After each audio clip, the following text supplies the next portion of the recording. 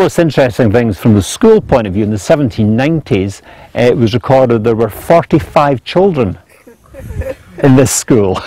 And if you think there's potentially 2 rooms for the master and 1 for the children, a lot of children packed in there.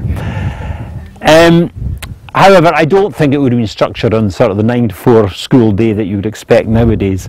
You had to pay for your subjects, and it's recorded that there was reading and writing and Latin and arithmetic and something else, and you paid a certain amount for the different subjects, like a shilling for reading, 1 6 for reading writing, 2 shillings for Latin, a shilling for arithmetic or whatever. So you paid your subjects. So maybe if you only paid up for arithmetic and you were one of the 45, you'd only come here for maybe a couple hours in the morning or something, or maybe even only 1 day a week or something like that. So I doubt if there was ever 45 children packed in there at one time.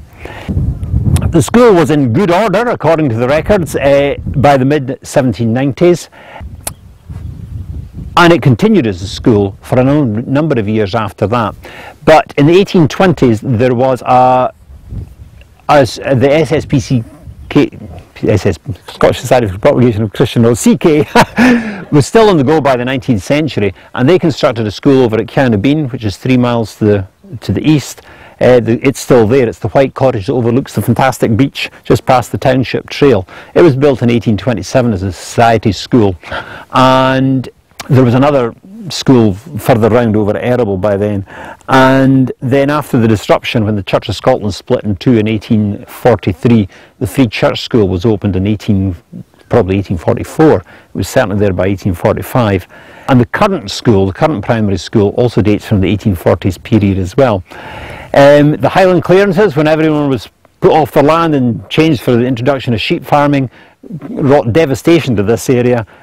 The population simply moved en masse up to where the current village is, up there. And as all the settlement that I mentioned to those that were up the top there with me, all the settlement around about here was cleared, which left this building very isolated. So from that point of view, you can see, the population move away, school in the wrong place, falls out of use. But the fascinating story about what we think at the moment is the end of this school came in that 1840 period. And somewhere around about 1841, there was a major dispute between the schoolmaster and the parents of the pupils. And it's one of the intriguing things that we don't know what this dispute was about.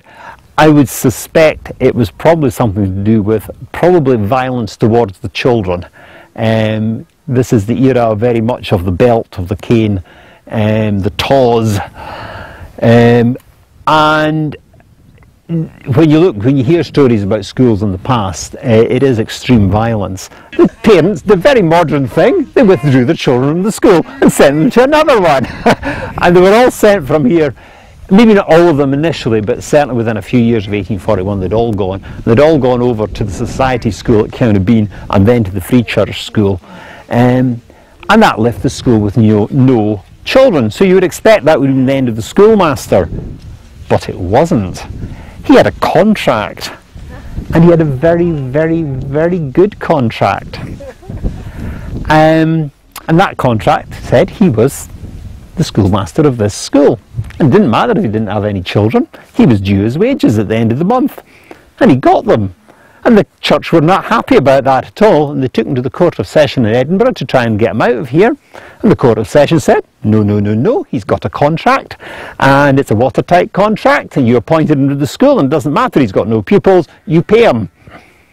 So he stayed here from 1841 to 1861 with no children, and he got his wages. My dream job. Yes, I wish. So in 1861 there was an Act of Parliament, again altering teachers' wages and conditions, and at that point in 1861 he lost his job. And as far as we know at the moment, that was the end of this school building. We think at that point it went out of use. Not totally sure about that at the moment, but there are no local stories at all about anybody going to school here. There's nobody who's ever said, oh, my grandfather went to school down there, or oh, do you remember old Jockey Mackay? And there's nothing like that at all.